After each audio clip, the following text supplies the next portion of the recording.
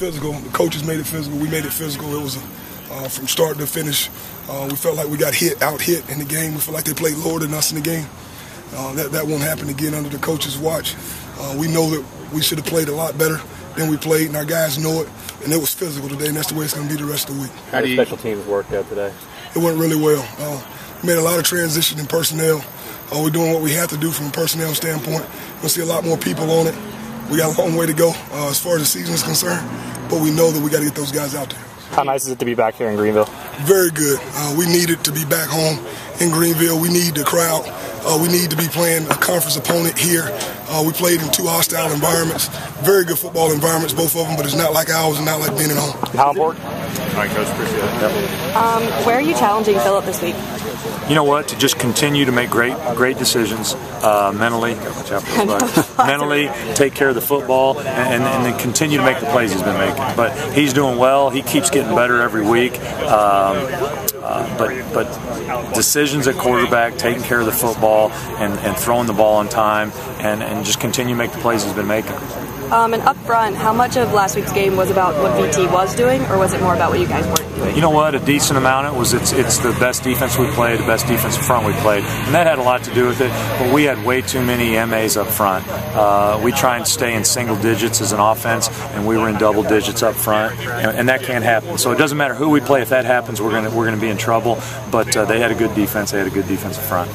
And what part of UCF gives the most challenges this week? You know what? They don't have one group that's dominant over the other. They've got 3 down linemen. They play kind of an odd front most of the time. Their linebackers run well. They got a number 18 that's all over the field. Their secondary plays well. They're just pretty consistent as a defensive group. Are you? Okay. So what disappointed you the most on tape? Our execution. That was the biggest thing we talked about all last week. Is it was our base schemes versus their base schemes. They don't do anything tricky. We don't do anything tricky, and it just boiled down to our execution against theirs. And Coach Mo talked about it yesterday, and they played lower than us at certain times, and we didn't execute our pad level. We didn't execute our techniques, and that was the biggest disappointment right there, all across the board. And how did you and Coach Mo kind of come to the decision to use starters in special teams moving forward? That was something we've been thinking about a lot, but we kind of knew we needed to get through this stretch, kind of like how he talked yesterday too. I mean, we just needed to come healthy out of that, get ready for conference play, but also create a little bit of build some depth with some younger guys, things like that.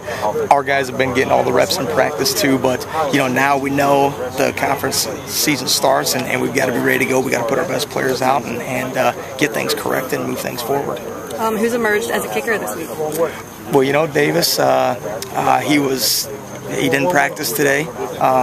So Jake took all the reps, and we'll just keep evaluating those guys as we go and those deals. So, I mean, and really those guys still battle every day. I mean, even when it was Davis, Jake was still getting kicks. Caleb Pratt was still getting kicks. Jake's still getting punt reps with Worth and things like that. So, we're just going to keep evaluating it every day that we come out here and keep getting reps with it and go. What did you see out of that punt return for touchdown on Saturday? Worth really kicked the snot out of the ball there, and it looked like the coverage didn't get down there in time. He kind of outkicked his coverage a little bit. What did you see? You could say outkicked the coverage a little bit, and again, it's you can look at it one way or the other. We had 2 guys that could have had possible holding penalties called on, but that's definitely not an excuse, and I would never use an excuse for anything.